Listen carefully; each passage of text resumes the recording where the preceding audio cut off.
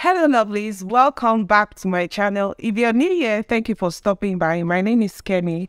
I live in Winnipeg, Manitoba, Canada. And if you're a returning subscriber, thank you for always coming back. Now, let me address the new subscribers. Probably you clicked on this video because the title interests you or the thumbnail, caught your attention. Then if you check my previous videos, because you're definitely going to find something else that interests you, okay? So today, I have a very interesting topic that we're going to be tackling.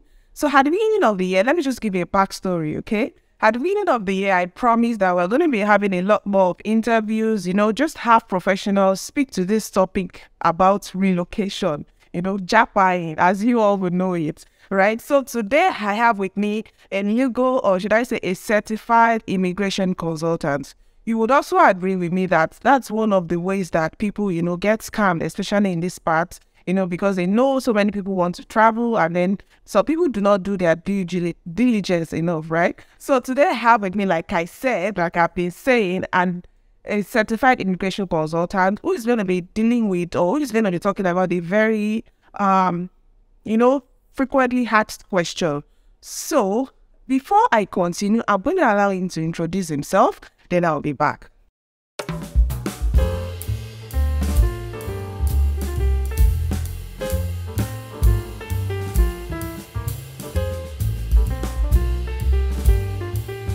Well, thank you, Kemi, for the opportunity to appear on your channel.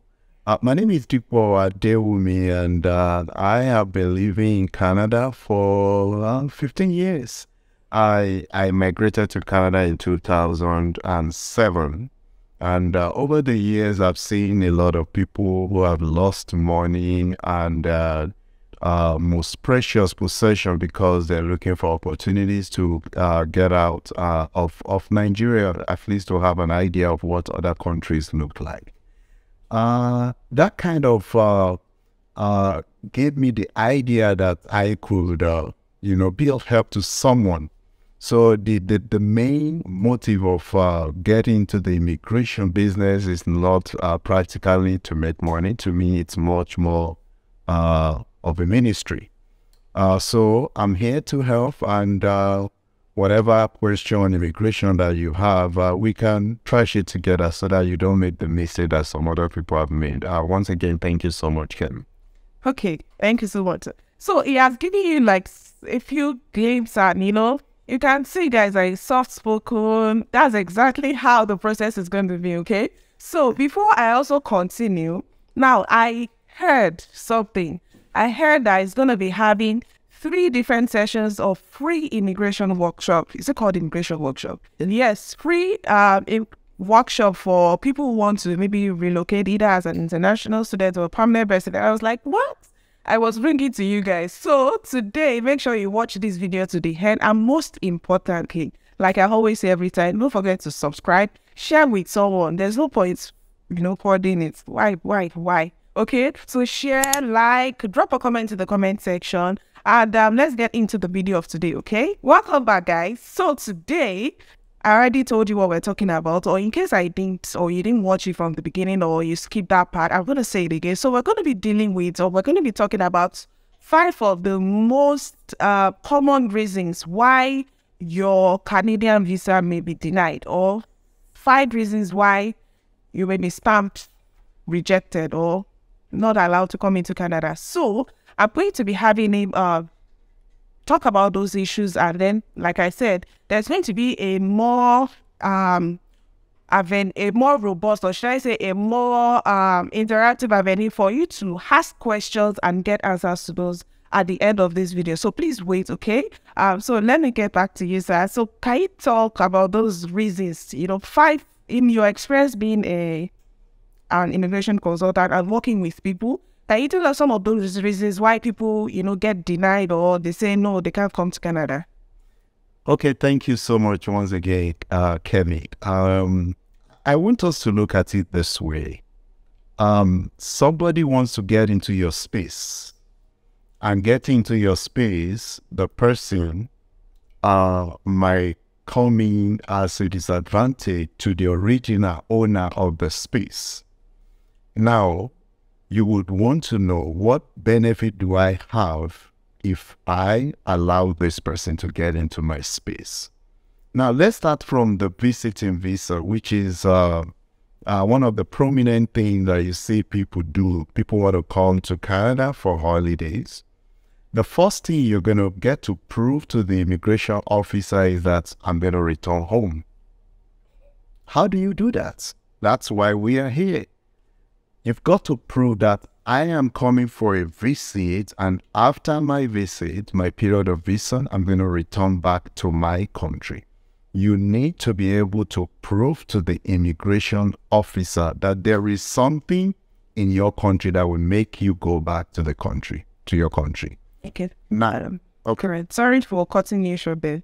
I've also heard, or maybe you can talk to that, about you coming as a visitor and then getting a work permit to eventually stay as a permanent resident. Does that apply?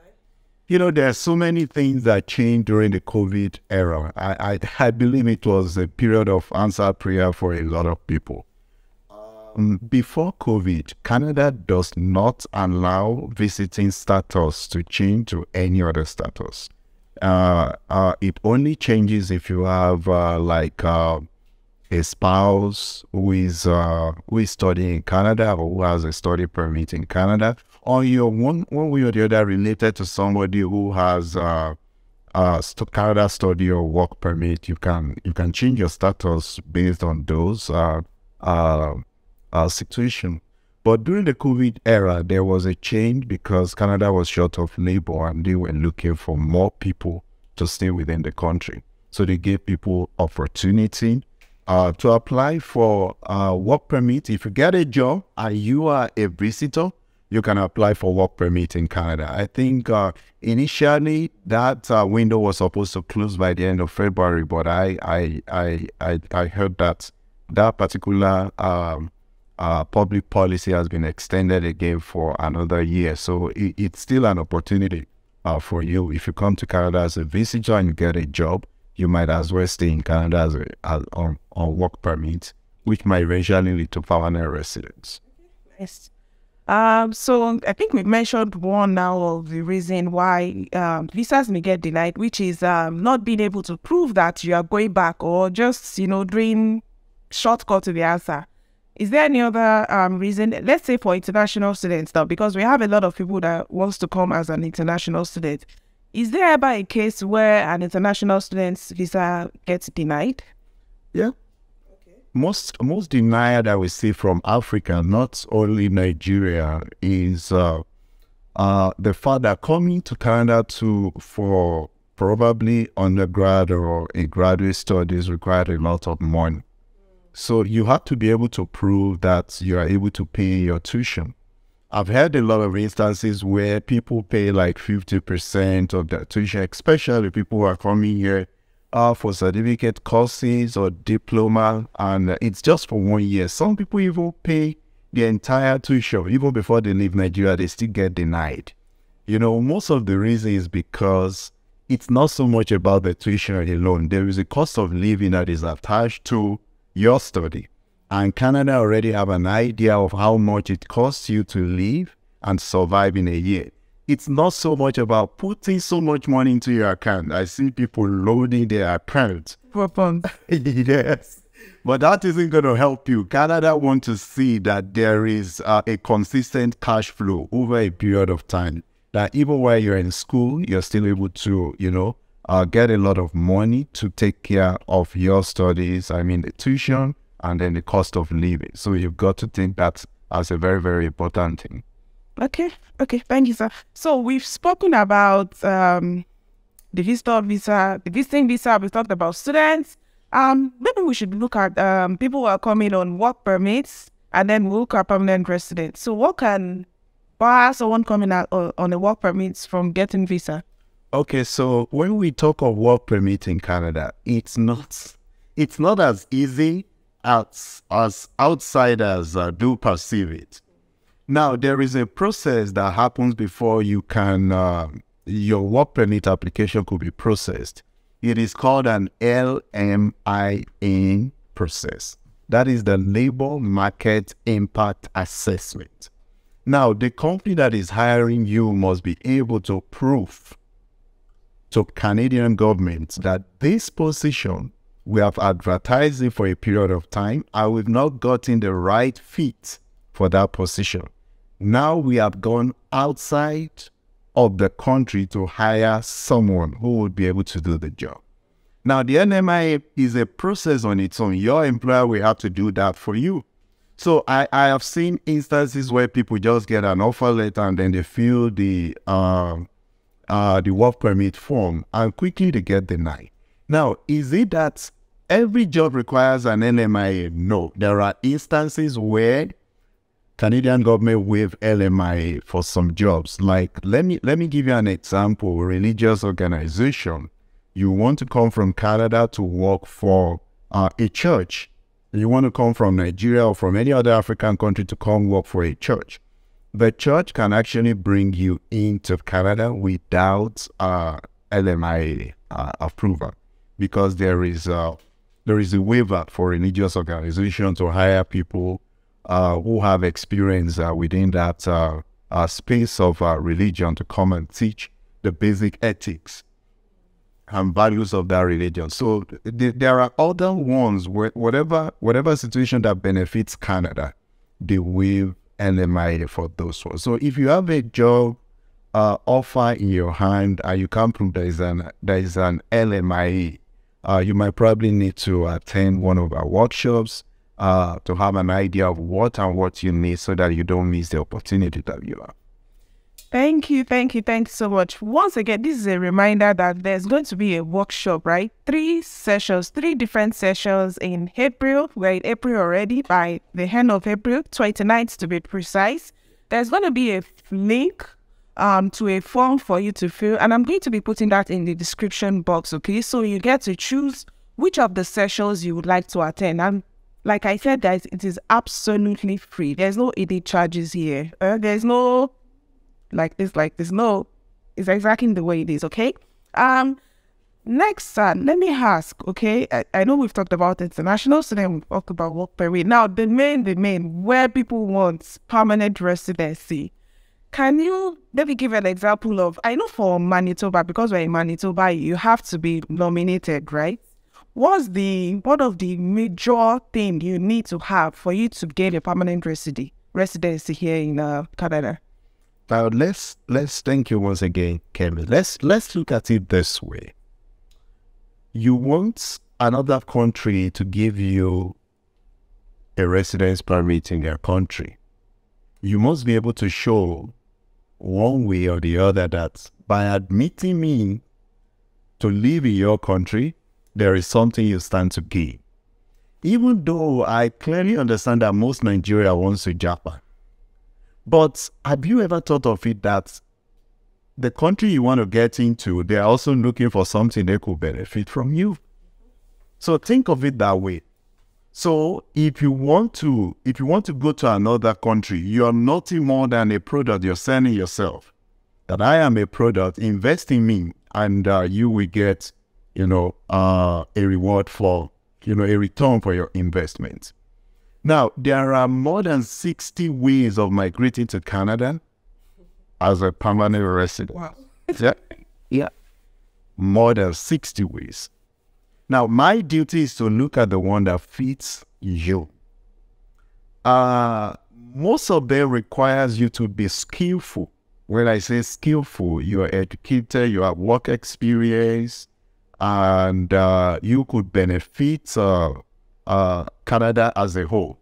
But also don't forget that Canada has a program that is called Provincial Nomination Program.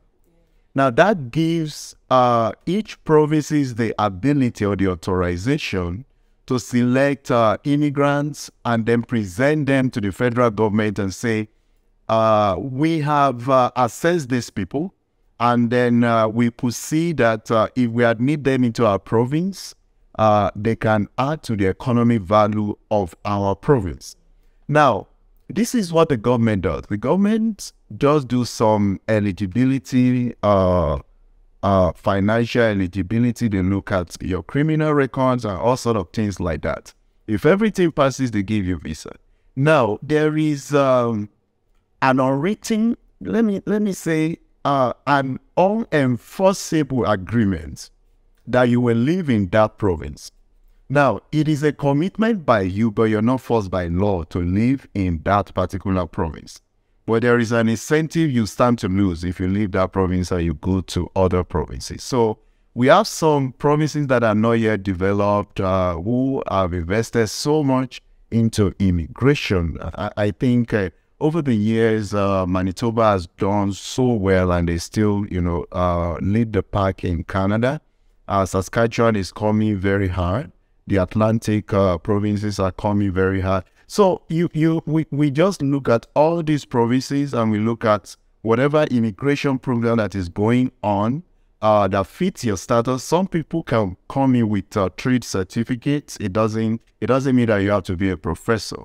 So a lot of programs are available for you if you want to migrate from whatever country you are into Canada. All we need to do is to appraise you, look at what you have, and how that fits into the Canadian environment. Thank you so much, guys. If we give you 1 hour, it's going to continue to talk about it, okay? So we're going to wrap it up here and address, or rather, we're going to move all these questions to the seminars, all questions you may have. So if you put any question in the comment section, I'm just going to reply you with the link. Go and register.